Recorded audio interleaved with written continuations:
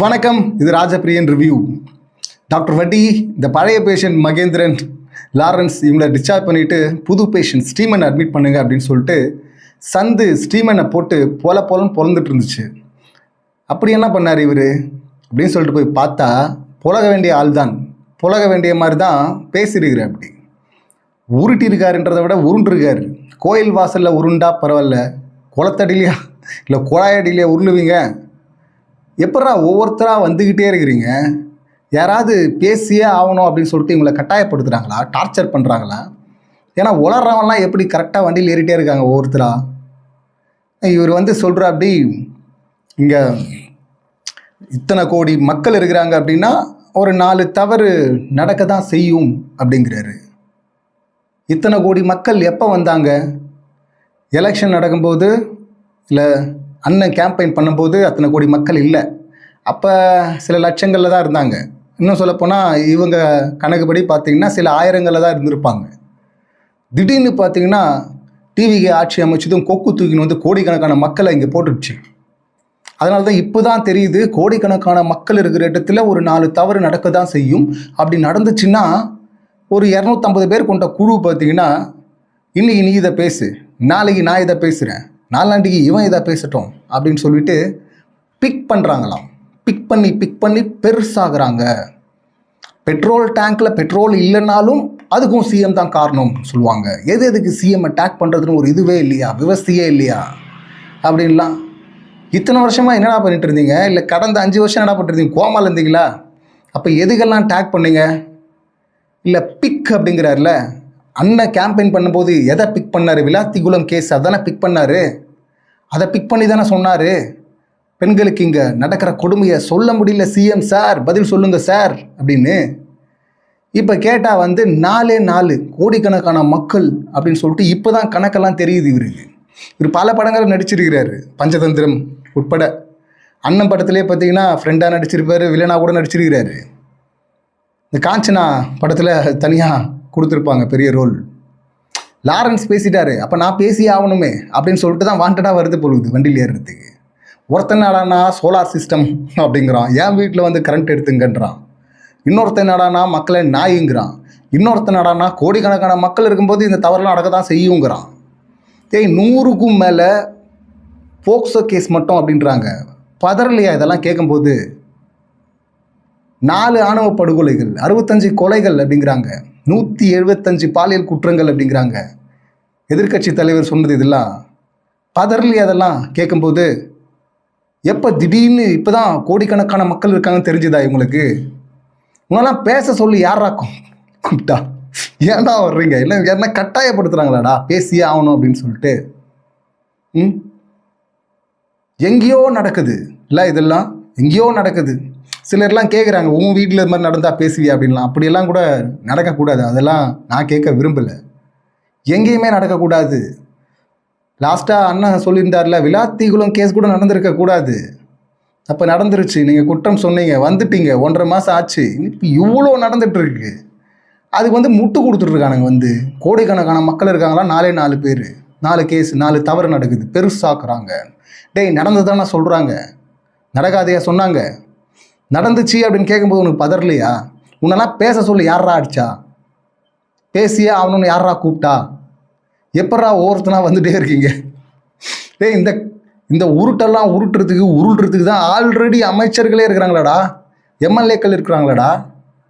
இதில் கொடுமை என்னன்னா, காஞ்சிபுரம் உத்திரமேருன்னு சொல்கிறாங்க, அங்கே ஒரு அரசு பள்ளியில் கிளாஸ் ரூம்குள்ளே தாவேகா நிர்வாகிகள்னு சொல்லிட்டு ஒரு குரூப் போகுது.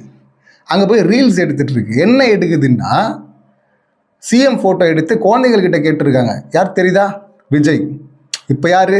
முதலமைச்சர். உங்களுக்கு என்ன வேணும் கேளுங்க, கேரம் போர்டு கேளுமா. பின்னாடி இருந்து சொல்கிறாங்க, செஸ் வேணும் கேட்டல, கேளுமா, வாங்கி தருவார் அப்படின்னு. இந்த ஃபோட்டோவை நான் இங்கே மாட்டிடுறேன் அப்படின்னு சொல்லிட்டு கிளாஸ் ரூம்குள்ளே. முதல்ல யார் நீ? அதான் மழைக்கு கூட பள்ளிக்கூடத்து பக்கம் ஒதுங்கி இருக்க மாட்டாங்கன்னுவாங்களே, அந்த மாதிரி ஆட்கள் மாதிரி தானே தெரியுது. கிளாஸ் ரூமில் ஏன்டா சிஎம் ஃபோட்டோ இருக்கணும்? அங்கே கிளாஸ் ரூம்லையா இருக்கணும்? யார்ரா நீங்கள்லாம்? முதல்ல யார் நீ? தாவேக்கா நிர்வாகின்னு வருது. நிர்வாகி என்னடா கிளாஸ் ரூமில் வேலை? ஸ்டூடெண்ட்ஸ் கிட்ட என்னடா பேசுகிற? எப்படி போகிறானுங்க எல்லாரும்? ஆய்வுன்னு சொல்லிட்டு போகிறாங்களே, நம்ம எம்எல்ஏ ஆகலை, அமைச்சர் ஆகலை, நம்மளும் ஒரு ஆய்வு போவோம்.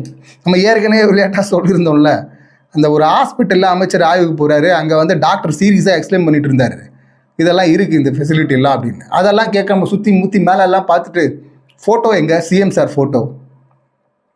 அப்பயே சொல்லியிருந்தோம்ல, இவங்க வந்து ஆய்வுன்னு வரதே சிஎம் ஃபோட்டோ எங்கேன்னு தேட்டர் தான் வந்துட்டு இருக்காங்க அப்படின்னு. இப்போ ஹாஸ்பிட்டல்லேருந்து இப்போ அப்படியே அரசு பள்ளிக்கு போயிட்டாங்க. கிளாஸ் ரூம்குள்ளே இவங்கெல்லாம் போகிறதுக்கு என்ன தகுதி இருக்குது முதல்ல? இதில் இன்டரப்ட் பண்ணுறது இல்லையா? இது என்ன அத்தாரிட்டியில் இவங்கெல்லாம் போகிறாங்க? ஏற்கனவே பார்த்தீங்கன்னா ஒரு இந்த ரீல்ஸ் பைத்தியம்லாம் எல்லாரும் என்ன சொல்கிறாங்க அப்படின்னு ஒரு அக்கா சொன்னாங்கல்ல, அந்த அக்கா பார்த்தீங்கன்னா கோட்டை போட்டுக்கிட்டு, நான் நர்ஸு படிச்சிருக்கேன், நான் கோட் போடக்கூடாதா? நீ வேலை செய்யும்போது போடலாம், சும்மா இருக்கும்போது கேட்டால் வந்து நான் மெடிக்கல் விங்கில் இருக்கிறேன் அப்படின்னு சொல்லிட்டு அங்கே போய் ஆய்வுன்னு சொல்லிட்டு பேசிஇல்லை. ஆல்ரெடி அந்தம்மா வந்து தண்ணி தொட்டி, டிரான்ஸ்ஃபார்மர், இந்த மின்கம்பம் எல்லா இடத்துக்கும் ஆய்வு போயிடுறாங்க அவங்க. இப்போ பார்த்தீங்கன்னா இந்த குரூப் கிளம்பிருக்கு ஸ்கூலுக்கு. எதுக்கு போகிறீங்க? என்ன வேலை இதெல்லாம்? இதை வந்து பள்ளி கல்வித்துறை அமைச்சர்கிட்ட கேட்குறாங்க. என்ன சொல்லணும்? அவங்க போனது தப்புங்க, இனி போகாமல் பார்த்துக்கிறீங்க அப்படின்னு தானே சொல்லணும். அவர் எப்படி உருட்டுறாருன்னா, சகல கட்சி சேர்ந்த தோழர்களுக்கும் நான் சொல்கிறேன், சகல கட்சி எங்கேருந்து வந்துச்சு? போனது உங்கள் கட்சி ஆளு, உங்கள் கட்சி நிர்வாகி. இதில் எங்கேருந்து சகல கட்சி வந்தது? இதில் வந்து நான் எல்லா கட்சியும் கேட்டுக்கிறேன், யாரும் இதை பண்ண வேணாம். அறிவியலாளர்கள், கல்வியாளர்கள் இவங்க ஃபோட்டோ தான் இருக்கணும். அப்துல் கலாம் சார் ஃபோட்டோ இருக்கணும், அண்ணாதுரை ஃபோட்டோ இருக்கணும். இவர் மயில்சாமி அண்ணாதுரை சாரை சொல்கிறாரு, இவங்க இந்த மாதிரி ஆட்கள் ஃபோட்டோ தான் இருக்கணும். இதை பார்த்தா சிஎம் சார் மகிழ்வார். அதனால் எல்லா கட்சிக்கும் சொல்கிறேன், யாரும் அதை பண்ணாதீங்க. எல்லா கட்சியுமா பண்ணது உங்கள் கட்சி ஆட்கள் இல்லை, எல்லா கட்சியும் சேர்ந்தவங்க. இப்போ எதுக்கு இப்போ திமுக கட்சியில் இருக்கவங்க ஸ்டாலின் சார் ஃபோட்டோ எடுத்துகிட்டு போவாங்களா? இப்போ போனது நடந்தது என்ன? ஆனால் இவர் உருட்டினதெல்லாம் பாருங்களேன். ஆக்சுவலாக லைவை கட் பண்ணிட்டாங்க. என்ன சார் லைவை வந்து அப்படியே கடந்த ஆட்சிகள்லாம் பண்ணவே இல்லை, நாங்கள் வந்து அப்படியே டிரான்ஸ்பரண்ட்டாக இருப்போம்னு சொன்னீங்க. என்ன சார் லைவ் கட் ஆகிடுச்சுன்னா? எனக்கும் தெரியாதுங்க, அது தெரியாமல் தான் நிறைய நேரம் நான் பேசிகிட்டு இருந்தேன். லைவ் கட் ஆச்சுன்னே இவருக்கு தெரியலையா? வெளியே வந்ததுக்கப்புறம் தான் சொன்னாங்களாம், சார் நல்லா பேசுனீங்க சார், ஆனால் லைவில் வரவே இல்லை சார் அதெல்லாம் அப்படின்னு. ஓ அப்படியா அப்படின்னு சொல்லிட்டு அப்போ தான் எனக்கு தெரிஞ்சது, நான் சம்மந்தப்பட்டவங்ககிட்ட பேசுகிறேன் அப்படிங்கிறாரு இவர். இப்போது லைவை கட் பண்ணிட்டாங்க. ஆனால் இப்போ வெட்டி ஒட்டுற எடிட்டட் வீடியோஸ்லாம் வந்துட்டுருக்கு. இங்கே வந்து பார்த்திங்கன்னா எதிர்கட்சியிலேருந்து பார்த்திங்கன்னா எழுந்து அவங்க கத்துறாங்கல்ல, அந்த கிளிப்பு வருது. கட் பண்ணால் பார்த்தீங்கன்னா இங்கே ராஜ்மோகன் அவர் வந்து பேசுகிறாரு, எங்கள் வெற்றி தலைவர் இருக்கார்ல, அவருடைய கடைக்கண் பார்வைக்காக கட்டுப்பட்டு இருக்கிறோம் நாங்கள் அப்படி, இல்லைன்னா அப்படின்னு யாரும் கேட்டக்கூடாதுன்றதுக்காக இதுவரை ஒழுக்கமாக இருந்தோம், அப்போ இனிமேல் எப்படி இருப்பீங்க அப்படின்னு யாரும் கேட்டக்கூடாதுங்கிறதுக்காக சுதாரிச்சுட்டு இனிமேல் ஒழுங்காக தான் இருப்போம், நீங்களும் கோஆப்ரேட் பண்ணுங்க அப்படின்னு சொல்லிட்டு அப்படி ஒரு உருட்டு வேறு. சரி சார், உங்கள் விர்ச்சுவல் அப்யூசஸ் அப்படின்னு சொல்லிட்டு எதிர்கட்சி தலைவர் சொன்னார்ல, விர்ச்சுவல் வாரியர்ஸ்ன்னு நீங்கள் சொல்கிறீங்க. அந்த வாரியர்ஸ்லாம் ஊட்டிகிட்டு இருந்தாங்களே சார், இந்த பக்கம் எதிர்கட்சியிலேருந்து எழுந்தாங்க ஆட்கள், அது சம்மந்தம் இல்லாமல் ஆதவ் அர்ஜுனா அவர்கள் அமைச்சர் வந்து பார்த்திங்கன்னா இங்கே வந்து நடக்கிற சட்டம் ஒழுங்கு பிரச்சனையை கேட்டால் அவர் வந்து 5 நிமிஷம் பேசுனதுக்கே குளத்தூரில் என்னாச்சு தெரியுமா, 8 மாவட்டத்தில் ஒரு சீட்டு கூட கிடையாது அப்படிங்கிறாங்க அந்த சைடு. ஆனால் பார்த்து அங்கெல்லாம் சார் பேசவே இல்லை அப்படின்றவாங்க போல இருக்கு. சார் பேசின எல்லா இடத்துலையும் ஜெயிச்சிட்டிங்களா நீங்கள்? அது ஒரு காமெடின்னு வச்சிங்களேன். முதல்ல இது பதிலா? இதுக்கு இங்கிருந்து எழுந்து கத்துறாங்க, அதுக்கு அங்கிருந்து ஒருத்தர் பாஞ்சு ஓடி வந்தார், விஜய் தாமு அப்படின்னு சொல்லிட்டு கெட்ட வார்த்தையில் பேசிட்டு ஓடி வந்தார், அடிக்கிறதுக்கு பாஞ்சு வந்தார் அப்படின்னு சொல்லிட்டு நம்ம சொல்ல. நெல்சன் இருக்கார்ல நெறியாளர், அவர் சொல்கிறாரு டிபேட்டில், யார் ஃபெலிக்ஸை வச்சுக்கிட்டு. இதில் ஃபெலிக்ஸ் வந்து உருள்றதெல்லாம் பார்த்தீங்கன்னா என்ன லாஜிக்கு, என்ன மூளையே கட்டி வச்சுட்டு போல இருக்கு வந்து, இதுக்கு நீங்கள் வராமே இருக்கலாம். அவர் வந்து உருட்டு பாருங்கள். ஏங்க லைவ் கட்டாச்சுன்னா நம்மகிட்ட டெக்னாலஜி கொஞ்சம் இம்ப்ரூவ் பண்ணணும், அது பண்ணணும் இது பண்ணணும்னு ஓட்டிகிட்டு இருக்காரு. என்ன டெக்னாலஜி, என்ன பிரச்சனை அப்படின்னு கேட்டால், மாண்பு குறைவாக யாராவது பேசிட்டாங்கன்னா அது வெளியே வந்துருச்சுன்னா அதுதான் கட் பண்ணிட்டோம். மாண்பு குறைவாக பேசினா யார் பேசினான்னு சொல்லிட்டு மக்கள் பார்க்கணும்ல, அது எப்படி அவை குறிப்பிலேருந்து நீக்க முடியும் அப்படிங்கிற. அவை குறிப்பிலேருந்து நீக்கணும்னா சபாநாயகர் சொல்ல போகிறாரு, டெலிகாஸ்ட் ஆகிறது எல்லாமே வந்து அவை குறிப்பு வந்துருமா, அவர் தான் நீக்கணும்னு சொன்னால் சொல்ல போகிறாரு. அப்போ யார் மாண்பு குறைவாக நடக்கிறாங்க அப்படின்னு சொல்லிட்டு மக்களுக்கு தெரிஞ்சால் மக்கள் கழுவி ஊற்றுவாங்களா? அது எந்த கட்சியாக இருந்தாலும் வச்சு செய்யப்படுவார்ல, சந்து பிறந்துரும்ல, சோஷியல் மீடியா வச்சு செய்யும்ல, அது யாருன்னு எக்ஸ்போஸ் பண்ணுங்களேன். ஆனால் அது இல்லை, அது வந்து மாண்பு குறைவாக அப்போ நடக்க வேணான்னு சொல்லுங்க அவங்கள, அப்போ தான் நாங்கள் லைவ் போட முடியும். நடக்க வேணான்னு நடக்கிறதுக்கு முன்னாடி எப்படி சொல்ல முடியும்? நார்மலாக பேசும்போது நம்ம முன்னாடி அந்த ஓட்டெடுப்பு நடக்கும்போதே பார்த்தோம், திருட்டுத்தனம் அப்படின்னு சொல்லிட்டு ஏதோ எதிர்க்கட்சி தலைவர் சொல்லும்போது பார்த்தீங்கன்னா அவை குறிப்பில் அந்த வார்த்தையை மட்டும் நீக்கிறோம் அப்படின்னு சொல்லிட்டு நீக்கியிருப்பாங்க. ஆனால் சோஃபாலாம் சொன்னார் மாடல்லாம், அதெல்லாம் நீக்கல, அதெல்லாம் ஒத்துக்கிட்டாரு.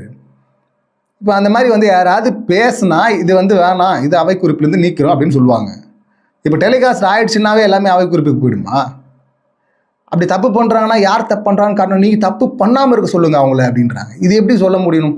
பண்ணுறதுக்கு முன்னாடி அவங்க யாருன்னு காட்டுங்களேன். எப்படி காட்டுறது? ஏன்னா நம்மால் தான் யார் தெரியுமா, பட்டாக்கத்தி வச்சு கேக் வெட்டினார்ல அந்த விஜய் தாமு சார் தான். ஆக்சுவலாக அப்போ பார்த்தீங்கன்னா பக்கத்தில் இருந்து லயோலா மணி அவர் சொல்லிக்கிட்டே இருப்பார், கத்தி எடுக்கும்போதே வந்து நீங்கள் கேக் வெட்டக்கூடாது, இது தப்புன்னு. அவர் சொன்னதுக்கு அப்புறமும் பார்த்தீங்கன்னா அந்த வீடியோலாம் இருக்குது, சொன்னதுக்கு அப்புறமும் வெட்டுவாருங்க அவர் கேட்க.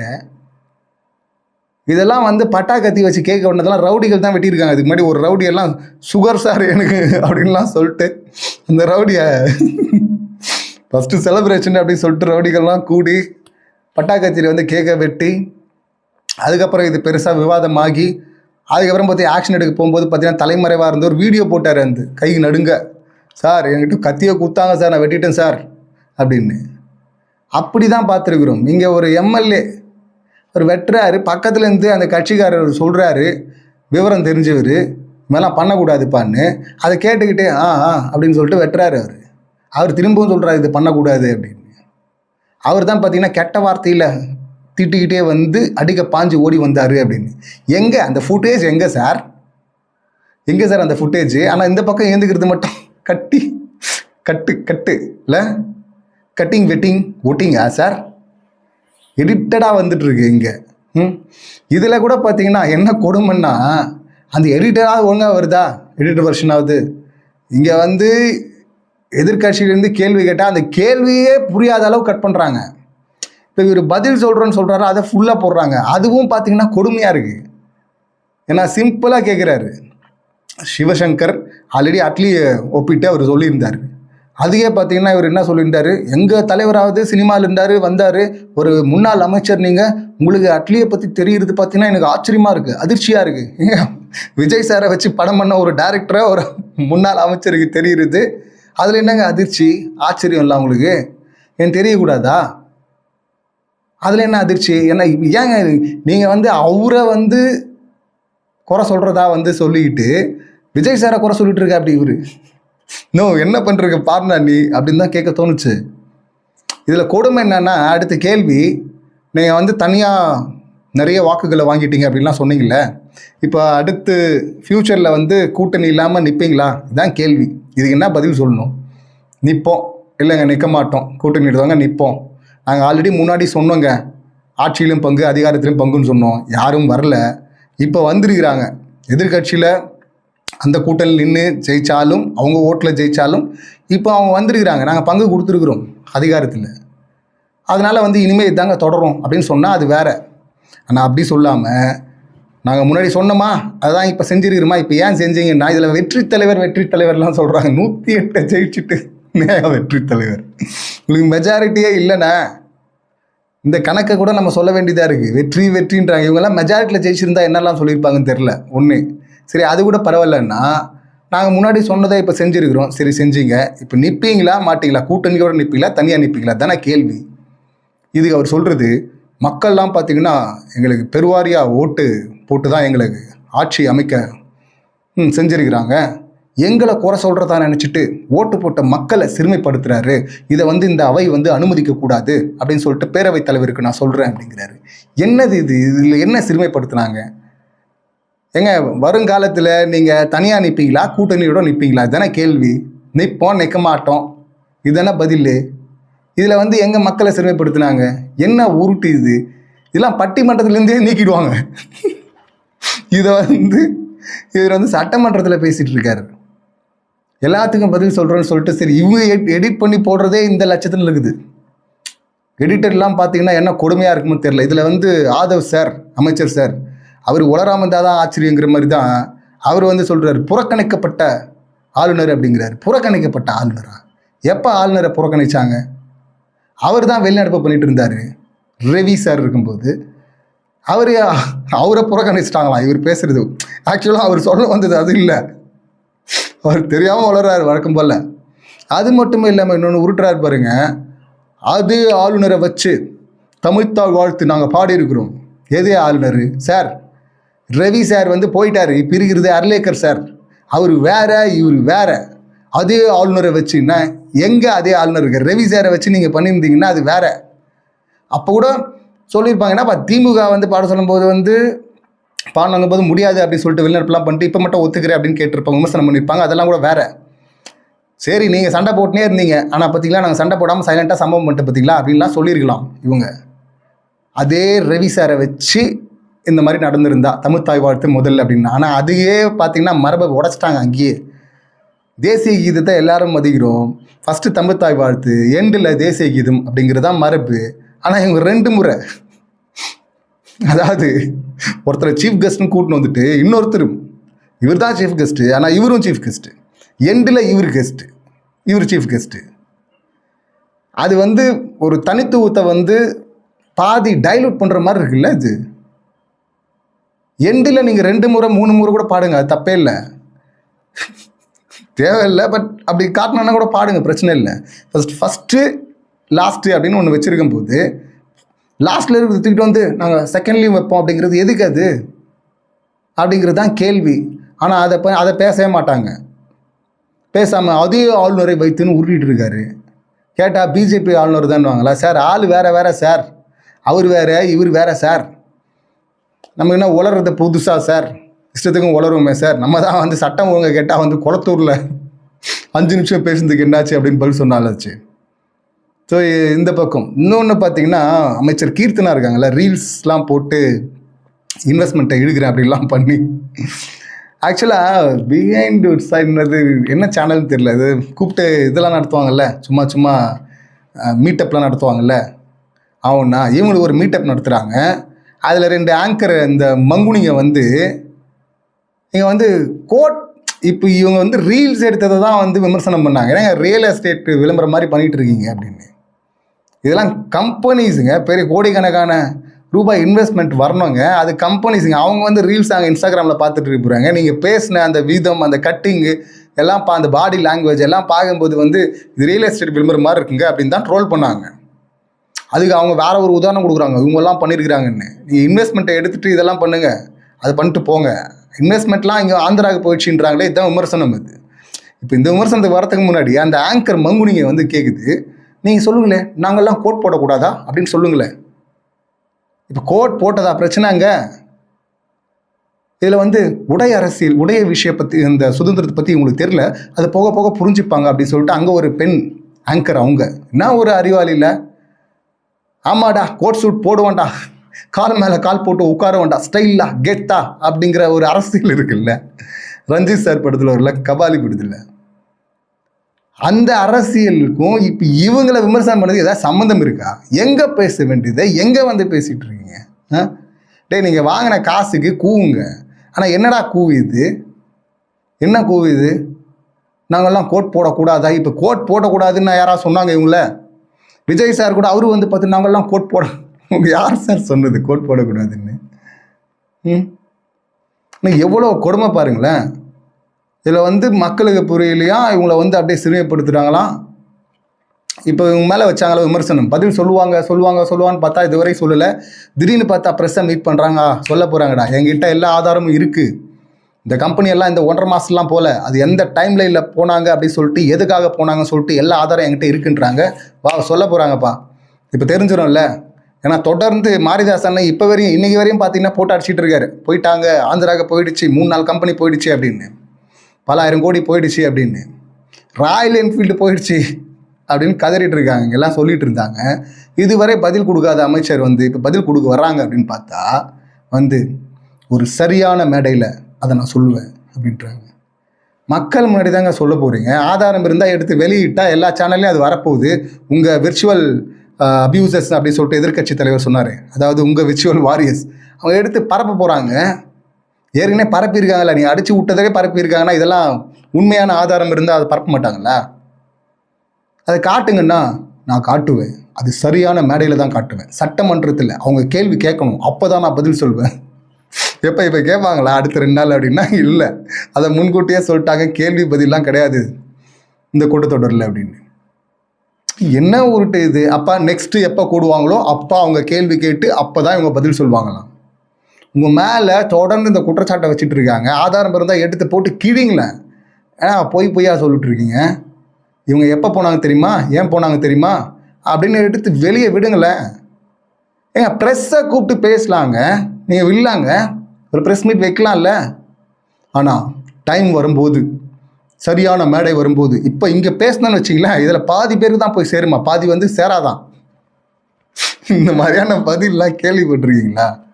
உங்கள் மேலே ஒரு குற்றச்சாட்டை வைக்கிறாங்கன்னா அதுக்கு பதில் எவ்வளோ சீக்கிரம் சொல்ல முடியும் அவ்வளோ சீக்கிரம் சொல்லணும்ல. இல்லை அது பொய்ன்னா அதை வந்து ப்ரூவ் பண்ணணும்ல. அது டைம் வரும்போது பண்ணுவேன். என்னது இது? இது என்ன வகையில் இந்த உருட்டை சேர்க்கறதுன்னு எனக்கு தெரில. அது கிளியராக இவங்களுக்கு தெரியும், அடுத்த 2 நாள் வந்து யாரும் கேள்வி கேட்க முடியாது, கேள்வி பதில் செஷன் கிடையாது, வேறு இதெல்லாம் அப்படின்னு. அப்போ அது வராது, கேட்க மாட்டாங்கன்னு தெரிஞ்சுக்கிட்டே கேளுங்க நான் அங்கே சொல்கிறேன் அப்படின்னு இங்கே இப்போ இதை ரீல்ஸாக போட்டுருது. சவால் விட்டாங்க, நம்ம சவால் விட்டாங்க, கேட்க முடியல பற்றியா, நாளைக்கு சொன்னாலும் சொல்லாருங்க. தைரியம் இருந்தால் தில் இருந்தால் கேட்க வேண்டியது, கேட்கக்கூடாதுன்னு சொல்லிட்டாங்கடா. அதெல்லாம் எப்படி இவங்களுக்கு புரிய வைக்கிறது? ரொம்ப கஷ்டம் இல்லை? ரொம்பவே கஷ்டம். இன்னொரு கொடுமை என்னென்னா, இந்த தனியார் பள்ளிகள் அந்த கூட்டமைப்புலேருந்து வர்றோம் அப்படின்னு சொல்லிட்டு சில பேர் பார்த்திங்கன்னா, அது என்ஓசியே இப்போ தேவை கிடையாது, பிப்ரவரிலே வந்து அமெண்ட்மெண்ட் வந்துருச்சு, என்ஓசி தேவையில்லை, ஸ்டேட் என்ஓசி தேவையே இல்லை அப்படின்னு. இப்போ அந்த என்ஓசியை தான் வந்து முன்னெல்லாம் பார்த்திங்கன்னா பல லட்சம் கொடுத்து வாங்கணும், இப்போ வந்து ஃப்ரீயாக கொடுத்துட்டாங்க அப்படின்லாம் இவங்க சொல்கிறாங்க. என்ஓசி தேவையில்லை அப்படின்னு சொல்லிட்டு பிப்ரவரியில் ஆர்டர் வந்திருக்கு அப்படின்னும் தகவல் இருக்குது, அதுவும் சொல்கிறாங்க. இது எதுவாக இருக்கட்டும், இது அப்படியே ஓரம் வைப்போம். இப்போ ஒருத்தர் வந்து சொல்கிறாரு, உன்னை நாங்கள் லஞ்சம் கொடுத்துருக்குறோம், இவ்வளோ லஞ்சம் லட்சக்கணக்கில் வாங்குவாங்க அப்படின்னா, அப்போ லஞ்சம் கொடுத்துருக்கிறீங்க, நீங்கள் ஒத்துக்கிறீங்க, யாருக்கிட்ட கொடுத்தீங்க? அது அஃபீஷியலாக இப்போ கம்ப்ளைண்ட்டை பண்ணி அவங்கள தூக்கி உள்ளே உட்கார வைக்கலாம்ல, முடியுமா அது? ஆக்சுவலாக நீயா நான் இல்லை, இப்போ சமீபத்தில் கூட வந்துன்னு நினைக்கிறேன், ஃபுல்லாக ஷோ நான் பார்க்கல, சில கிளிப் மட்டும் தான் பார்த்தேன். அது பல வருஷமாக போட்டு அடிச்சிருக்காரு கோபிநாத். இந்த மாதிரி ப்ரைவேட் ஸ்கூல் ஆட்களை கூப்பிட்டு வச்சு கதற அடிச்சிருக்காரு. இந்த முறையும் பார்த்திங்கன்னா அதே போல் தான், இஷ்டத்துக்கும் உருட்டுறது. இவங்க வாங்குகிற ஃபீஸ் என்னன்னு சொல்ல மாட்டாங்க, நம்பர்ஸை வந்து இவ்வளோ தான் இருக்கணும் அப்படின்னா அதை தாண்டி நம்பர்ஸை சேர்த்துப்பாங்க, எக்கச்சக்கமாக ஃபீஸை வாங்குவாங்க. எக்ஸ்ட்ரா கரிக்குலர் ஆக்டிவிட்டிஸ் அப்படின்னு சொல்லிட்டு சம்மந்தமில்லாதெல்லாம் நாங்கள் டீச் பண்ணுறோம் அப்படின்னு சொல்லிட்டு அதுக்கு ஒரு ஃபீஸை போடுவாங்க, எல்லாம் பண்ணுவாங்க. சரி, ஸ்டாஃபுக்கு சம்பளம் ஒழுங்காக கொடுக்குறீங்கன்னா அதை கொடுக்க மாட்டாங்க, ரொம்ப கம்மி சம்பளம். ஒருத்தர் 5 டிகிரி படிச்சிருக்கேன் அப்படிங்கிறாரு, டீச்சர் ட்ரைனிங் முடிச்சிருக்கிறேன் அப்படிங்கிறாரு, அவர் சம்பளம் 40,000 ரூபாவாம். இது போதுமா, இது கரெக்டாக அப்படின்னு கேட்டால் அவர் முடிகிற அப்படி ஃபஸ்ட்டு ஒத்துக்கல, அப்புறமா ஒத்துக்கிறாரு, ஆமாம் கம்மி தான் அப்படின்னு. அதில் ஒரே ஒரு மேம் மட்டும்தான் பார்த்தீங்கன்னா பயங்கரம் முட்டு கொடுக்க வந்து கோபிநாத் கடைசியில் கலாச்சிருப்பார். ஏங்க உங்கள் ஆளுங்களே கைத்துக்குள்ள ஒத்துக்கலைங்க, ஏங்க நீங்கள் வேறு அப்படின்னு. ஏன்னா அப்பட்டமாக தெரியும் நீங்கள் லஞ்சம் கொடுத்ததும் தப்பு இல்லை, சிவாஜி படத்தில் வர மாதிரி தான், I was cornered, I was helpless அப்படின்னாலாம் விடாது கோர்ட்டு சட்டம்லாம். லஞ்சம் கொடுத்தியா அப்போ இழுத்து மூடுன்றுவாங்க இல்லை. ஆனால் இப்படி ஓப்பனாக வந்து ஆமாம் அப்போல்லாம் லஞ்சம் கேட்டாங்க, கட்சி நிதியாக வாங்கினாங்க அப்படின்றீங்க. யாருன்னு சொல்லுங்கள், கம்ப்ளைண்ட்டை கொடுங்க.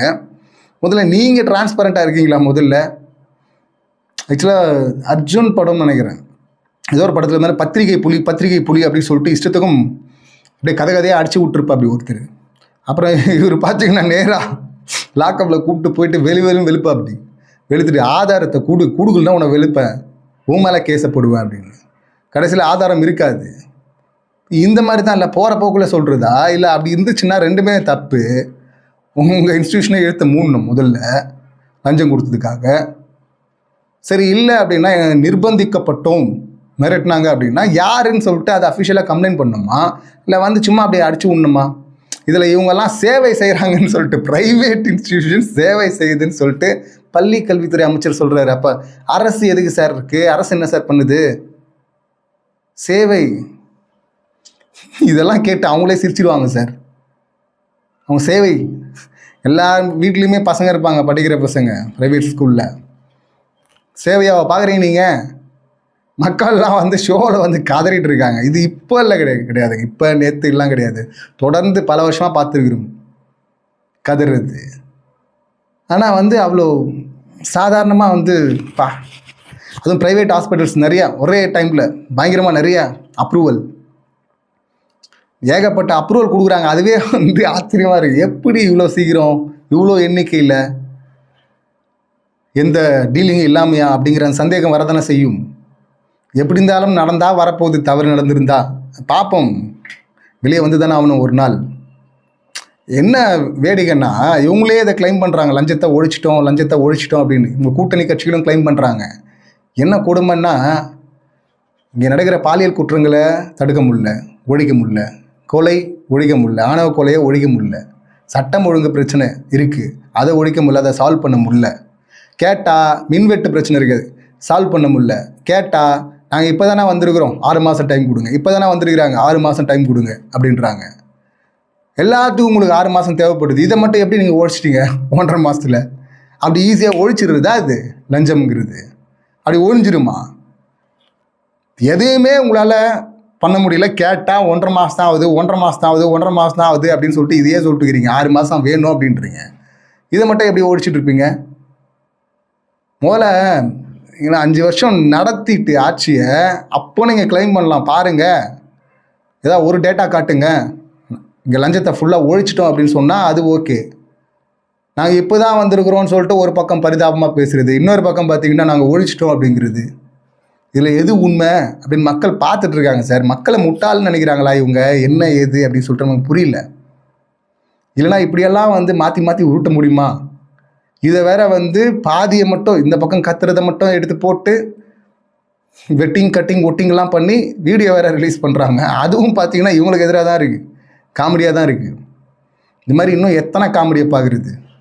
இதில் ஃபெலிக்ஸ்ன்னு ஒன்று இருக்குல்ல, ஒரு பீஸு போட்டு ஆக்சுவலாக இவர் மட்டும் தான் இப்போ வராருன்னு நினைக்கிறேன் டிவிகே சார்பாக. மற்றவங்களாம் டிவிக்கு ஆதரவாளர்களாக வெளிலேருந்து வராங்க, இவர் அஃபிஷியலாகவே ஜாயின் பண்ணவரில் இப்படி தான் நினைக்கிறேன். இப்போ வர்றாரு, வந்துட்டு அவர் தான் அந்த உருட்டுனது. இங்கே வந்து அதாவது நடக்கிறதுக்கு முன்னாடியே மாண்பு குறைவாக நடந்துட்டாங்கன்னா எங்கள் நோக்கம் வந்து ஃபுல்லாக டெலிகாஸ்ட் பண்ணோம் அப்படிங்கிறது. அப்போ டெலிகாஸ்ட் பண்ணுங்கன்னா ஒருவேளை மாண்பு குறைவாக நடந்துட்டாங்கன்னா அது வெளியே போயிடுச்சுன்னா அதனால் கட் பண்ணுருவோம். அதனால் ஒரு டெக்னாலஜி வேணும். இங்கே வந்து டெக்னாலஜினா சுவிட்சு ஆன் ஆஃப் வந்து இங்கே கொடுக்கணுமா கண்ட்ரோலில் அவைத்தலைவர்கிட்ட. இல்லை என்னன்னு சொல்கிறது? இதெல்லாம் ஒரு காரணமா? யார் பேசுனாங்கன்னு சொல்லிட்டு எக்ஸ்போஸ் பண்ணால் தானே தெரியும் மக்களுக்கு. எப்படி பண்ணுறது? கேட்டால் நம்மளாலேருந்து தான் பேசுகிறது இல்லை. இதை ஒரு பதில்னு வேறு இருந்தாலும் வந்து ஒரு டிபேட்லையும் உட்காந்து சொல்லிட்டு இருக்காங்க. வந்து இது பதிலா? இது என்ன மாண்பு? ஒருத்தர் என்ன எல்லாருமே சட்டமன்ற உறுப்பினர்ல ஒருத்தர் தப்பாக பிஹேவ் பண்ணிட்டார், அது தப்பு, மாண்பு குறைவாக நடந்துக்கிட்டார் அப்படின்னா மக்களுக்கு தான் தெரிஞ்சாக்கா மக்கள் கழுவி ஊற்றுவாங்கல்ல, மீடியா கழுவி ஊற்றும்ல. உங்கள் வேலை வந்து யார் மாண்பு குறைவாக நடக்கிறாங்களோ அவங்கள எக்ஸ்போஸ் பண்ணுறதா இல்லை அதை மறைச்சிடுறதா? மறைக்கிறது. ஏன்னா அது அந்த பக்கமாக இருந்தால் காட்டலாம், இந்த பக்கமாக இருந்தால்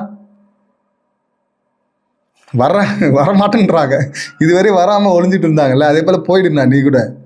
எதுக்கு தேவையில்லாமல் வந்து இதெல்லாம் ஒரு லாஜிக்னு வேற பேசிகிட்டு இருக்கு. ஆக்சுவலாக இதெல்லாம் வந்து சிவானா விடுங்க. அது ரொம்ப முன்னாடி முருகதாஸ் இருக்கார்ல, யார் முருகதாஸ், அவரை பார்த்தீங்கன்னா போட்டு நோண்டுற நான் கேள்வி கேட்குறேன் அப்படின்லாம் வந்து ஒரு இன்டர்வியூ, ரொம்ப பழைய இன்டர்வியூ அது. அங்கெல்லாம் பார்த்தீங்கன்னா அப்படியே பொங்கியிருப்பார். ஏன் இதே லாரன்ஸ்க்கு எதிராக கூட பொங்கியிருக்காருன்னு நினைக்கிறேன் முன்னாடிலாம். ஈவன் விஜய் சாருக்கு எதிராகவும் பொங்கியிருப்பார் முன்னாடிலாம். ஆனால் இப்போ பொங்க முடியாதுல்ல, அந்த ரெக்கார்ட்லாம் இருக்கு, அதெல்லாம் நீக்க முடியாது. இப்போ அதெல்லாம் எப்படி அழிப்பீங்க? இல்லை அதனால தானே பயப்படுறாரா இவர் எல்லாம் வெளியே வந்துருச்சுன்னா அப்படின்னு. வேற ஒரு எதிர்கட்சி தலைவர் கூட சொல்லியிருந்தார்ல, ஒரு கட்டில் 13 ஜோக்கராக இருந்தால் என்ன பண்ணுறதுன்னு. இந்த மாதிரி எத்தனை எத்தனை எத்தனை ஜோக்கர், ஜோக்கிங், என்டர்டைன்மெண்ட், ரீல்ஸ் அப்படி தானே இருக்குது. அந்த வகையில் சொல்கிறேன். ஜோக்கர்னால் வேறு மாதிரி ஜோக்கர் இல்லை, ஒரு என்டர்டெயின்மெண்ட்டாக எடுத்துகிட்டு போகிறாங்க. வைப் மோடு இல்லை எல்லாமே. வேறு லெவல்னா நீங்கள்லாம் வேறு லெவல் அண்ணன் கிளிக் பண்ணிட்டு வேறு லெவல்னு வரல. யோகி பாபு வந்து மெர்சல் படம் நினைக்கிறேன், அந்த மாதிரி தான். நீங்களாம் வேறு லெவல்னா இப்படின்னு தான் சொல்லணும்.